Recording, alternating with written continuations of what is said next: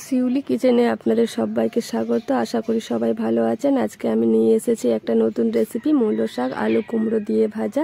তাই প্রথম থেকে শেষ পর্যন্ত আমার ভিডিওটা অবশ্যই দেখতে থাকুন। আর যারা আমার চ্যানেলে নতুন বন্ধু তারা আমার চ্যানেলটিকে সাবস্ক্রাইব করে পাশে থাকুন।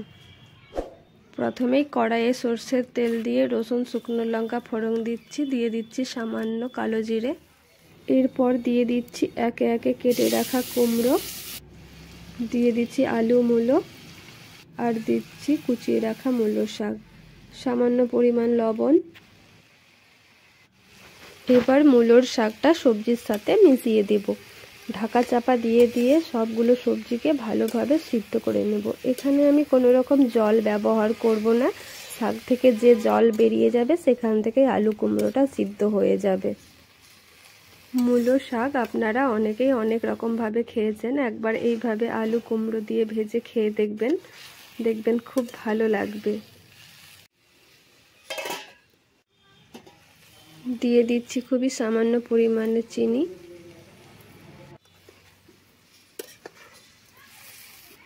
অল্প আঁচে শাকটা ঢাকা দিয়ে ভালোভাবে ভেজে নিতে হবে।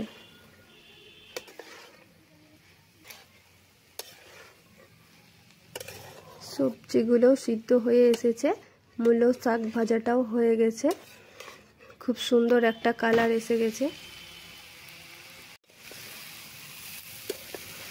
রেডি হয়ে গেছে আমার আলু কুমড়ো দিয়ে মূলোর শাক ভাজা। আপনারাও বাড়িতে বানাবেন আমার এই রেসিপিটি দেখে। আশা করি আপনাদের ভালো লাগবে। গরম ভাতের সাথে খেতে খুব সুন্দর লাগবে। আমার রেসিপিটি কেমন লাগলো কমেন্টে জানাবেন। আর যদি আমার রেসিপিটি ভালো লাগে লাইক শেয়ার সাবস্ক্রাইব করবেন শিউলি কিচেনে পরবর্তী রেসিপির জন্য। সবাই ভালো থাকবেন। পুরো ভিডিওটা দেখার জন্য ধন্যবাদ।